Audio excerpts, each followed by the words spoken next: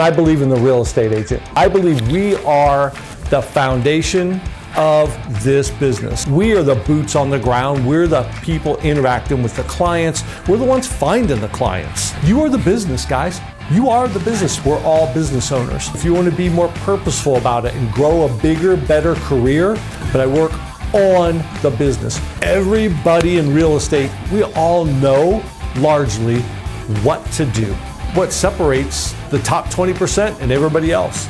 It's consistency. The best people, production-wise, that I know in real estate, the most consistent people. If you just did this stuff when you felt like it, you would never do it. Consistency matters. The difference between successful people in real estate and average people is that successful people, when they hear a really good idea, they write it down and then they get into action. They do it. You don't know what you don't know until you immerse yourself in business with people who think bigger.